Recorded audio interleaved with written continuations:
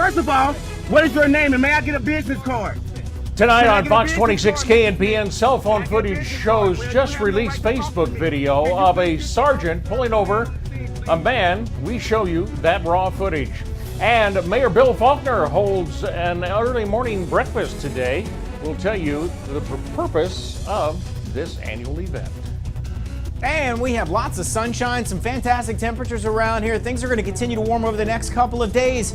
Get out and enjoy it because we're tracking a system that will bring rain to the area. I'll tell you when. Coming up as your news on Fox 26 KNPN starts now. Live from St. Joseph and Buchanan County to Andrew, DeKalb, and Donovan counties, this is News Press Now at 5 on Fox 26 KNPN.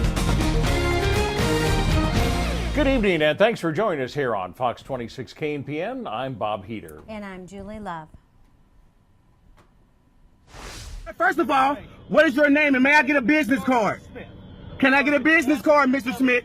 Can I get a business card? Well, you have no right to talk to me. A posted video sheds some light on a traffic stop that led to an altercation between an accused driver and a St. Joseph police officer.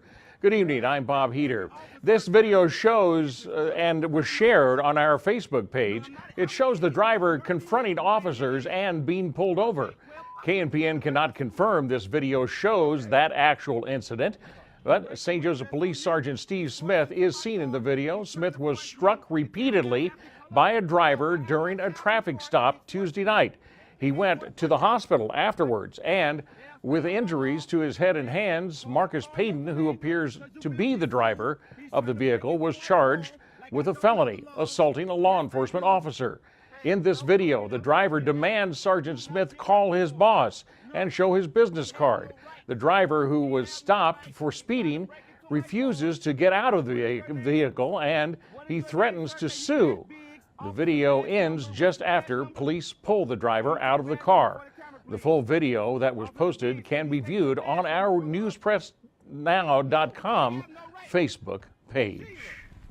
At a news conference this afternoon, Pat Grove withdrew from the August primary election as a Republican candidate for Buchanan County Sheriff. At the same time, Grove announced plans to run as an independent in the November election. Now, before that all can happen, he will need 692 registered voters to sign a petition to place his name on that ballot. The decision came after Bill Pewitt, also a candidate, filed a lawsuit seeking Grove's removal from the primary. Grove did not possess a current peace officer's license when he filed, which is part of the stipulations. Grove's move ends the lawsuit, and he has since obtained a valid license. The Buchanan County Auditor wants a complete revision of mileage regulations after one Buchanan County Commissioner's reimbursement report raised questions. Auditor Tara Horn found discrepancies while auditing 6 years of mileage claims filed by Eastern District Commissioner Dan Hausman. Horn believes Hausman owes the county nearly $3,000 for overages. She used IRS regulations in performing her audit. Hausman will now meet with the IRS next week. The commission will also present a number of issues relating to mileage for review at their next meeting. A St. Joseph motorcycle accident happened this afternoon in front of City Hall as a motorcyclist lost control of his bike. 31-year-old Jonathan McLean was turning from Frederick Avenue onto Farron when he apparently lost control of the bike, laid the Harley down, and ended up in the rocks of the city fountain in front of City Hall. Police say he suffered moderate injuries and he was transported by ambulance to the Mosaic Life ER. One witness at the scene said a truck possibly cut off the motorcyclist as it rounded the corner near City Hall. Almost 700 people came together early this morning during the annual National Day of Prayer breakfast that was hosted by Mayor Bill Faulkner.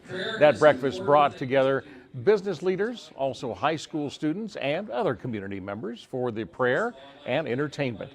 The event featured musical artist Aaron Wilburn and several local pastors. The goal was to provide an opportunity to come together and acknowledge faith in the community. If I said something that mattered, there are so many directions that it's going in when it leaves here. To families, to churches, to the community, to offices, to restaurants.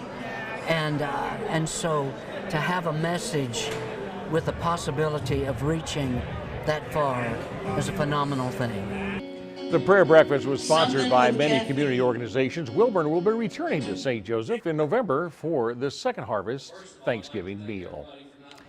Well, another beautiful day, and what can we expect? More sunshine, I hope. I hope so too. Let's check in with Christian Johansson in the Storm Tracker 26 Weather Center.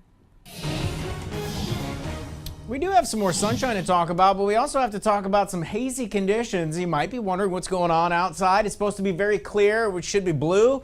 Seems a little hazy out there. These are actually from the massive wildfire that is up in Canada right now. It's the jet streams bringing all this smoky conditions here from the upper levels of the atmosphere just over our area. So that's why we're seeing all these hazy conditions out there. But we're going to continue to see lots of sunshine and these warm temperatures into the evening. Things are just going to be perfect around here for this evening. 70 in Maryville, 71 in Empire Prairie, 71 at Missouri Western, 72 in Trimble, 76 in Atchison, 74 in Highland at this time. So we are talking about some fantastic conditions over the next couple of days. Things are going to warm up. We have the barbecue tomorrow. We also have in the morning the Apple Blossom Parade. I think we're going to be rain-free for the parade, but it does look like we have some chance of showers rolling in late on Saturday.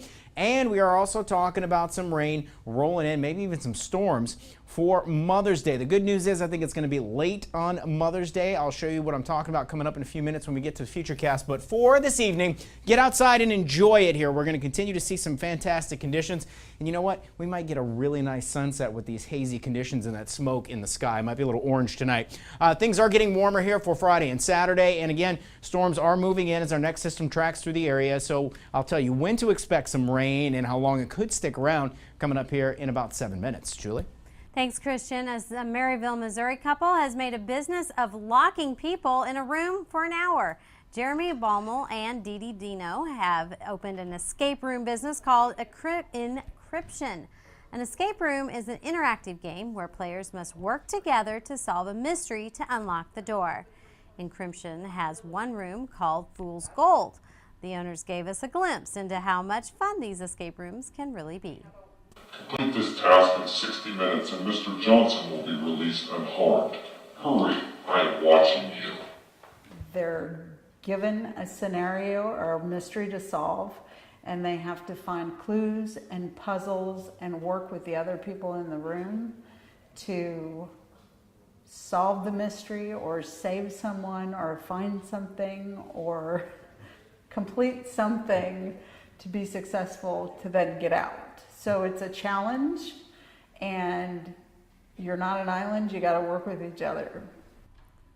Now, Encryption is currently open Friday and Saturdays. You can get reservations at the website right there on your screen. Downtown St. Joseph will be bustling on Saturday. It's starting at 9:30 in the morning. The Apple Blossom Parade will kick off. A day of activities following the parade. The Discover Downtown event will happen, including children's activities and live music. And at sunset, the day will close with an outdoor screening of classic movie Rocky Horror Picture Show.